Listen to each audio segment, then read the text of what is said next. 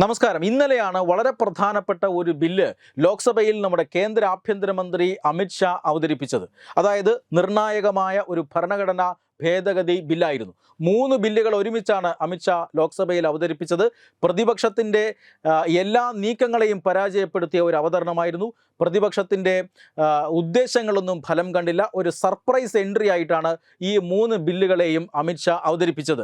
അതിൽ ഏറ്റവും പ്രധാനപ്പെട്ടത് പ്രതിപക്ഷം ശക്തിയുക്തം എതിർത്ത ബില്ല് എന്ന് പറയുന്നത് 130 ഭരണഘടനാ ഭേദഗതി ബില്ലാണ്. ഈ 130 ഭരണഘടനാ ഭേദഗതി ബില്ല് എന്നാൽ മന്ത്രിമാർക്ക് അറസ്റ്റിലായി 1 മാസത്തിലധികം ജയിലിൽ കഴിയുന്ന മന്ത്രിമാർക്ക്, അത് മന്ത്രിമാരോ സംസ്ഥാനത്തെ മന്ത്രിമാരോ കേന്ദ്രമന്ത്രിമാരോ മുഖ്യമന്ത്രിമാരോ പ്രധാനമന്ത്രി ആയിക്കോട്ടെ, ഏത് മന്ത്രിയായാലും അറസ്റ്റ് ചെയ്യപ്പെട്ട് 5 വർഷത്തിലധികം ശിക്ഷ ലഭിക്കാവുന്ന കേസുകളിൽ, പ്രധാനമായും അഴിമതി കേസുകളിൽ അറസ്റ്റിലായി 1 മാസത്തിലധികം ജയിലിൽ കഴിഞ്ഞാൽ മന്ത്രിസ്ഥാനം നഷ്ടപ്പെടുന്ന ഒരു ഭേദഗതി, ഭരണഘടനാ ഭേദഗതിയാണ് കേന്ദ്ര സർക്കാർ കൊണ്ടുവന്നത്. ഇത് രാഷ്ട്രീയ രംഗത്ത് അഴിമതി ഇല്ലാതാക്കാനും രാഷ്ട്രീയ രംഗത്ത് ധാർമ്മികത ഉയർത്തിപ്പിടിക്കാനുമൊക്കെയാണ് ഈ ബില്ല് കൊണ്ടുവന്നത് എന്ന് കേന്ദ്ര സർക്കാർ വ്യക്തമാക്കി കഴിഞ്ഞു. എന്നാൽ പ്രതിപക്ഷം ഭരിക്കുന്ന സംസ്ഥാനങ്ങളിലെ മന്ത്രിസഭകളെ അട്ടിമറിക്കാനാണ് ഇത്തരത്തിലൊരു നിയമം ഈ അവസരത്തിൽ കൊണ്ടുവരുന്നത് എന്നാണ് കോൺഗ്രസ് ആരോപിക്കുന്നത്. പക്ഷേ ഒരു കാര്യം വളരെ പ്രധാനപ്പെട്ടതാണ്. അതായത് ഇതൊരു ഭരണഘടനാ ഭേദഗതി ബില്ലാണ്. ഭരണഘടനാ ഭേദഗതി ബില്ല് സാധാരണ ഒരു സിമ്പിൾ മെജോറിറ്റിയിൽ പാസ്സാക്കാൻ കഴിയുന്നതല്ല. പാർലമെൻറ്റിൻ്റെ ഇരുസഭകളിലും ഈ ബില്ല് പാസ്സാക്കേണ്ടതുണ്ട്. അതൊരു സ്പെഷ്യൽ മെജോറിറ്റിയിൽ 3/2 ഭൂരിപക്ഷത്തോടു കൂടി ഈ ബില്ല് പാസ്സാക്കേണ്ടതുണ്ട്. അങ്ങനെ നോക്കിയാൽ ഇപ്പോഴത്തെ കണക്കുകൾ അനുസരിച്ച് 543 അംഗ പാർലമെൻറ്റ് ലോക്സഭയിൽ 362 അംഗങ്ങളുടെ പിന്തുണ ഈ ബില്ല് പാസ്സാക്കാനായി NDAക്ക് ആവശ്യമുണ്ട്. നിർഭാഗ്യവശാൽ ഇപ്പോൾ NDAക്ക് 293 അംഗങ്ങളുടെ പിന്തുണ മാത്രമേ ഉള്ളൂ. അതായത് 69 അംഗങ്ങളുടെ കുറവ് ഈ ബില്ല് പാസ്സാക്കാൻ ലോക്സഭയിൽ തന്നെ BJPക്കുണ്ട്. രാജ്യസഭയിൽ വീണ്ടും മറ്റൊരു കണക്കാണ്. 245 അംഗ രാജ്യസഭയിൽ സ്പെഷ്യൽ മെജോറിറ്റിക്കായി 164 അംഗങ്ങളുടെ പിന്തുണ ആവശ്യമാണ്.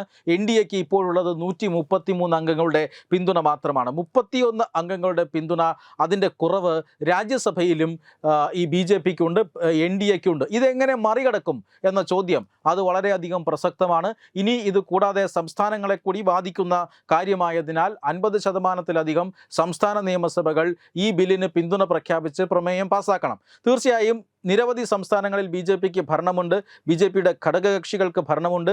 അതുകൊണ്ട് തന്നെ അത് ഒരു പ്രയാസമേറിയ കാര്യമാവില്ല. പക്ഷേ എങ്ങനെ ഈ ബില്ല് ലോക്സഭയിലും രാജ്യസഭയിലും പാസ്സാക്കിയെടുക്കും? കഴിഞ്ഞ ദിവസം ബില്ല് ലോക്സഭയിൽ അവതരിപ്പിച്ചു. അത് കേന്ദ്രമന്ത്രി പറഞ്ഞതുപോലെ തന്നെ പാർലമെൻറ്റിൻ്റെ സംയുക്ത സമിതിക്ക് വിട്ടിരിക്കുകയാണ്. 31 അംഗ JPC രൂപീകരിച്ചു കഴിഞ്ഞു. ഇനി അവർ ഈ ബില്ലിനെക്കുറിച്ച് വിശദമായ ചർച്ച JPCയിൽ നടക്കും.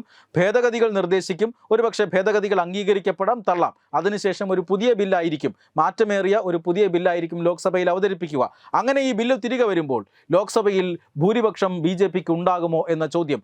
അങ്ങനെ ഭൂരിപക്ഷത്തെക്കുറിച്ച് യാതൊരു ഉറപ്പുമില്ലാതെ അമിത്ഷായെ പോലൊരു രാഷ്ട്രീയക്കാരൻ, പ്രധാനമന്ത്രി നരേന്ദ്രമോദിയൊക്കെ പോലുള്ള ഒരു പ്രധാനമന്ത്രി ഇങ്ങനെ ഒരു ബില്ല് ഈ ഘട്ടത്തിൽ അവതരിപ്പിക്കുമോ എന്ന ചോദ്യം ഉയരുകയാണ്. ഇതിൻ്റെ അർത്ഥം BJPക്ക് ഇത് ചെയ്യാൻ കഴിയാത്തതല്ല എന്ന് തന്നെയാണ്. അതായത് 28 അംഗമാണ് തൃണമൂൽ കോൺഗ്രസിനുള്ളത്. പ്രതിപക്ഷ നിരയിൽ കോൺഗ്രസ് കഴിഞ്ഞാൽ ഏറ്റവും വലിയ കക്ഷി, അല്ല DMK ഒക്കെ കഴിഞ്ഞാൽ ഏറ്റവും വലിയ കക്ഷി എന്ന് തന്നെ പറയാവുന്ന തൃണമൂൽ കോൺഗ്രസ് ആണ്. കോൺഗ്രസും DMKയും വളരെ ശക്തിയുക്തം ഇതിനെ എതിർക്കുകയാണ്.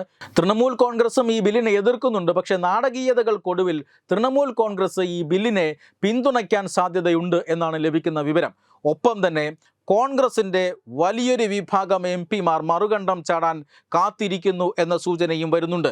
ശശി തരൂരിൻ്റെ പ്രസ്താവന നമ്മൾ പ്രത്യേകം ശ്രദ്ധിക്കണം. ശശി തരൂർ സധൈര്യം ഈ ബില്ലിനെ അനുകൂലിച്ചിരിക്കുകയാണ്. ഇങ്ങനെ ഒരു ബില്ല് വരുന്നത് കൊണ്ട് പ്രശ്നമൊന്നുമില്ല, അതിൽ ഞാൻ യാതൊരു പ്രശ്നവും കാണുന്നില്ല എന്ന് പറഞ്ഞ് പാർട്ടിയുടെ അഭിപ്രായത്തിന് വിപരീതമായി ശശി തരൂർ പരസ്യ പ്രസ്താവന മണിക്കൂറുകൾക്കകം തന്നെ, ബില്ല് അവതരിപ്പിച്ച് മണിക്കൂറുകൾക്കകം തന്നെ നടത്തിയിരിക്കുന്നു. ശശി തരൂർ ഇക്കാര്യത്തിൽ ഒറ്റയ്ക്കാവില്ല എന്നാണ് ലഭിക്കുന്ന സൂചന.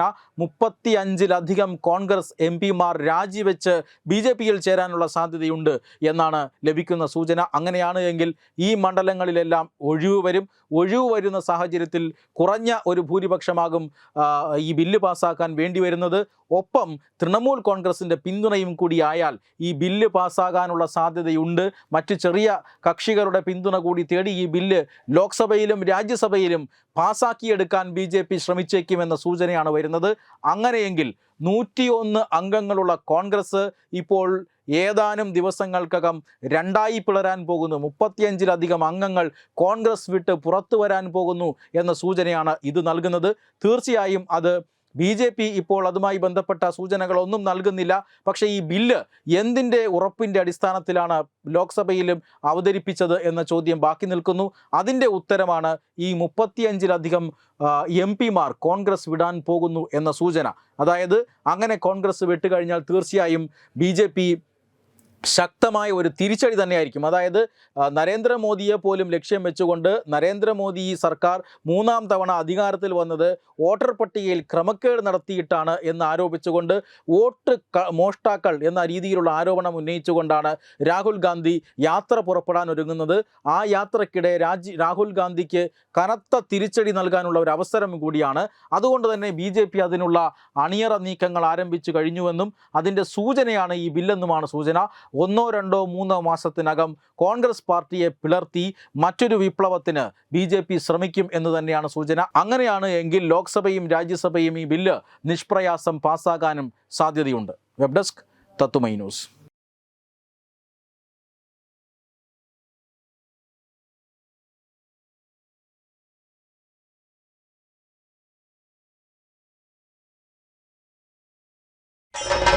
ഭാരതത്തിലെ അതിപ്രശസ്തമായ ക്ഷേത്രങ്ങളിലേക്ക് മലയാളം ന്യൂസ് നെറ്റ്വർക്ക് സംഘടിപ്പിക്കുന്ന ആധ്യാത്മിക യാത്രകൾ. പ്രമുഖ ട്രാവൽ ഏജൻസിയായ യാത്രാനന്ദയുമായി ചേർന്ന് മലയാളം ന്യൂസ് നെറ്റ്വർക്ക് ഒരുക്കുന്ന യാത്രയിൽ ചുരുങ്ങിയ നിരക്കിൽ നിങ്ങൾക്കും പങ്കാളികളാകാം. ഭാരതത്തിലെ പ്രമുഖ ശക്തിപീഠമായ അസമിലെ കാമാഖ്യ ക്ഷേത്രത്തിലേക്കാണ് ആദ്യ യാത്ര. കാമരൂപമെന്ന് കാളിദാസനും പ്രാഗ്ജ്യോതിഷപുരമെന്ന് വ്യാസനും വിളിച്ച അതിമനോഹരമായ സംസ്ഥാനമാണ് അസം. സമമായി മറ്റൊന്നില്ല എന്നാണ് അസമിന്റെ അർത്ഥം. ബ്രഹ്മപുത്ര നദിയും ഹിമാലയവും ദൃശ്യചാരുത കൊണ്ട് അനുഗ്രഹിച്ച അസമിലെ കാമാഖ്യ ഇന്ത്യയിലെ തന്നെ ഏറ്റവും പ്രധാനപ്പെട്ട കാളി ക്ഷേത്രങ്ങളിൽ ഒന്നാണ്. കാമാഖ്യ ക്ഷേത്ര സന്ദർശനത്തിന് ശേഷം കിഴക്കിന്റെ സ്വിറ്റ്സർലാൻഡ് എന്നറിയപ്പെടുന്ന മേഘാലയയിലെ ഷില്ലോങ് നഗരവും ചിറാപുഞ്ചിയും അതിമനോഹരമായ മഴക്കാടുകളും ഹിമാലയൻ കാറ്റ് ചൂളം വിളിക്കുന്ന താഴ്വരകളും മേഘങ്ങളെ ഉമ്മവയ്ക്കുന്ന ചെറുകുന്നുകളും കണ്ണാടി പോലെ ജലമൊഴുകുന്ന ഉമയാങ് നദിയും സന്ദർശിക്കുന്നു. ജീവിതത്തിൽ ഒരിക്കലെങ്കിലും കണ്ടിരിക്കേണ്ട ഈ അത്ഭുത ലോകത്തിലേക്ക് നിങ്ങളെ സ്വാഗതം ചെയ്യുന്നു. വിമാന ടിക്കറ്റും ചിലവുകളും ഉൾപ്പെടെ 65,000 രൂപ ചിലവ് വരുന്ന ഈ പാക്കേജ് 59,000 രൂപയ്ക്ക് മലയാളം ന്യൂസ് നെറ്റ്വർക്ക് നിങ്ങൾക്ക് ലഭ്യമാക്കുന്നു. ആദ്യം ബുക്ക് ചെയ്യുന്ന 5 പേർക്ക് 56,000 രൂപയ്ക്ക് ഏർലി ബേർഡ് ഓഫറും ലഭ്യമാണ്. കൂടുതൽ വിവരങ്ങൾക്ക് ഇനി പറയുന്ന നമ്പറിൽ ബന്ധപ്പെടുക. 8089001200 അല്ലെങ്കിൽ 7736549234.